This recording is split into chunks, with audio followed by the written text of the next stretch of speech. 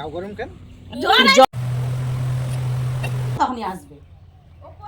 বাবা কষ্ট হয়েছে দেখো। তোমার একটা নাট রয়েছে, এটা নাটটা তোমার নয়। নমস্কার বন্ধুরা, আশা করছি আপনারা সবাই খুব ভালো আছেন। আর আমার তো একদমই সাধারণ জীবনযাপন, সেটা আপনারা এতদিন দেখে বুঝেই গেছেন। তো কী আর দেখাবো, রোজ সেই একই কাজকর্ম থাকে, আলাদা কোনো কিছুই তো নেই জীবনে, বৈচিত্র্যটা খুব কম। তোর না তোদের পুজো কোথায় করবি না? তাহলে সোমবারে, হ্যাঁ সোমবার সকালে আমাদের বাড়িতে করবি।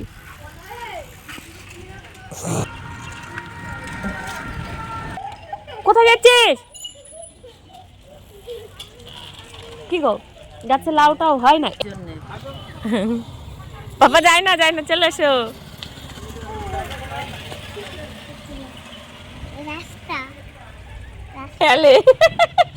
কিরে দাদু কখন থেকে ঠেলছিল তোকে? আবার রাগ করে দেখি। হ্যাঁ রাগ করেছো? রাগ করলি কেন? কি হয়েছে তোমাকে? আমি তো কি করলাম তো তোমার সঙ্গে? বাবা কষ্ট হয়েছে দেখো। আরে বাবা থাক, দে ডিমটা দে, দে ডিমটা দেখি দেখি দেখি দেখি দেখি। হ্যাঁ যাও, বলে দাও খেয়ে ফেলবা। কাকা এসে আস্তে আস্তে সাইকেলের পিছন দিয়ে এরম ঠেলা দিতেছে, ও আর বোঝে না। তারপর অনেক দেখতেছিলাম না, লাগে নাই। তারপরে অনেকক্ষণ পরে যখন বুঝছে তখন রেগে গেছে কাকার সাথে। দাদুর সঙ্গে কথাই বলবো না, ঠাকুর দেখতে নেই। ঠিক আছে আদর করে দাও, তাহলে ঠিক হয়ে যাবে। ধাক্কা দিছিলাম না, প্রথমে বোঝে নাই,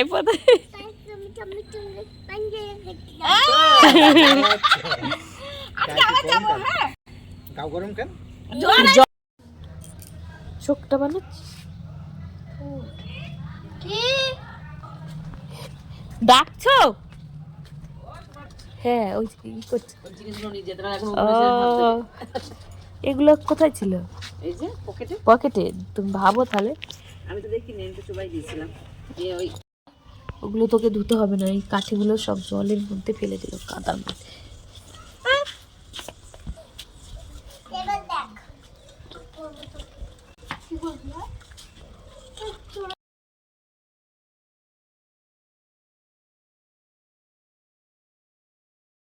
আগে করে নিলে করে নিতে, আবার পুজো দিতে গেলে আবার চান করে করবো।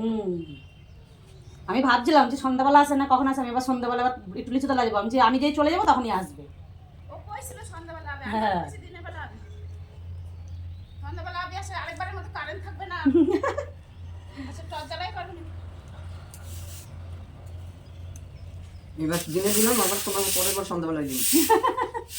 যে এবার কাগড়ি রাইতে যাইতে হবে, রাইতে তো কী হবে তাই না, দেখে নিও।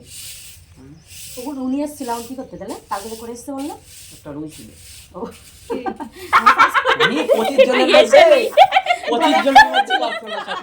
প্রতিটা মানুষের সেটা কাটার জন্য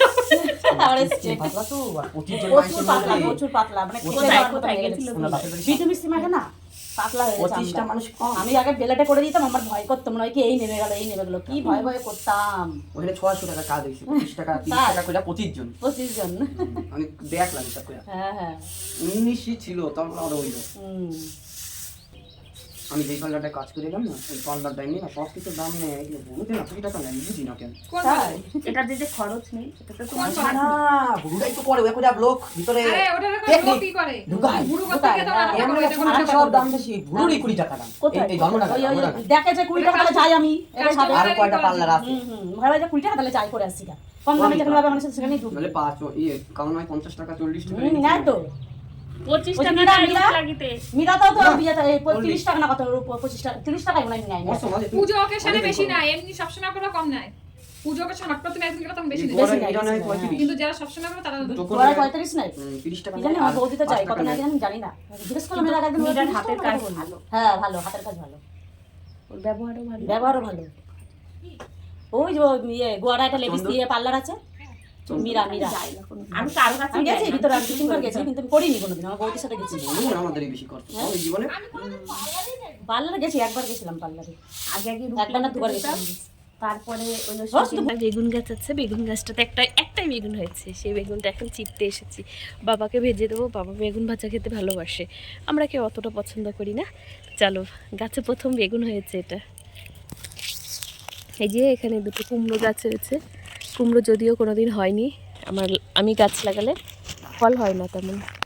এখানে একটা ওই যে লাউ গাছ আছে, আর এই হলো বেগুন গাছটা। এই যে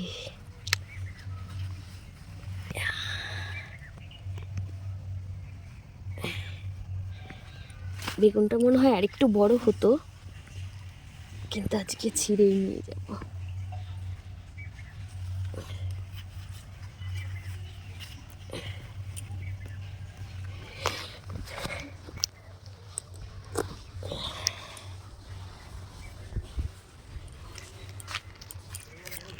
এই যে যেহেতু পুজো এসেছে, সবার বাড়িতে জামা কাপড় কাচা আর মেলে দেওয়া।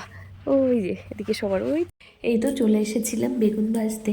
আর বেগুনটা তো গাছ থেকে নিয়ে এলাম, প্রথম বেগুন বাবাকে দেবো ভেজে। বাবা বেগুন ভাজা তো ভালোবাসে, সেটা তো বললামই। তো যে যেটা ভালোবাসে না, তাকে সেটা দিলে সে কিন্তু অনেক বেশি খুশি হয়। কে বলেছে শ্বশুর শাশুড়িরা ছেলে বৌমাকে ভালোবাসে না? আমার তো মনে হয় তারাই সত্যিকারের ভালোবাসে।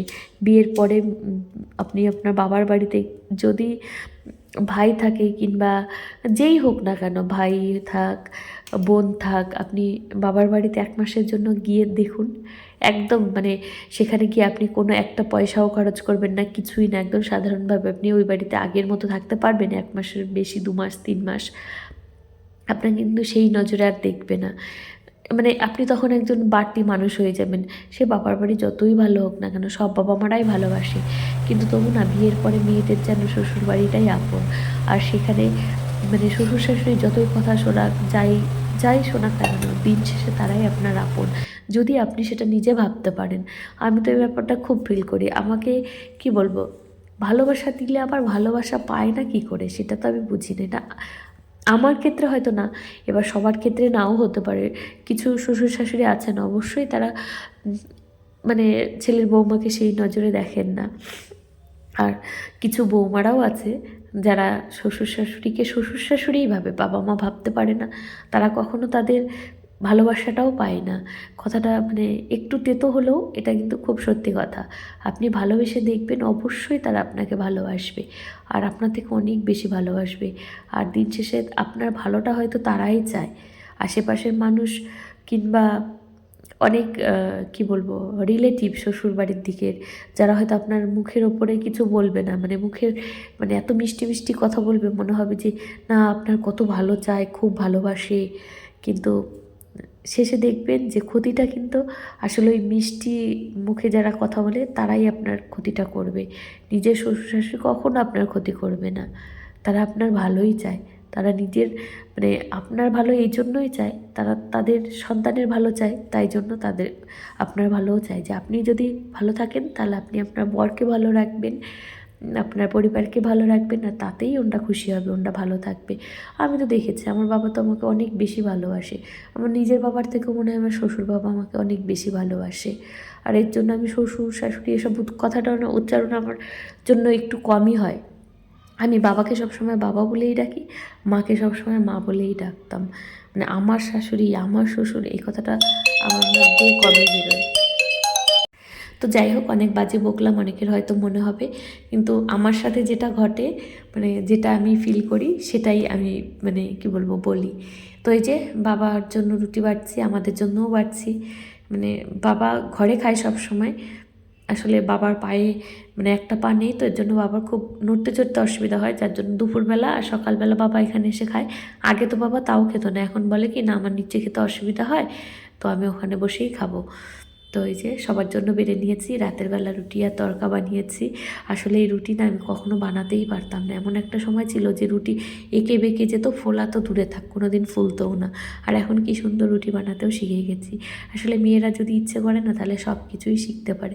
তো যাই হোক, ভিডিওটা অনেক বড় হয়ে গেল। সবাই খুব ভালো থাকবেন, সুস্থ থাকবেন, দেখা হবে পরের একটা নতুন ভিডিওতে খুব তাড়াতাড়ি। সবাই ভালো থাকবেন, নিজের যত্ন নেবেন।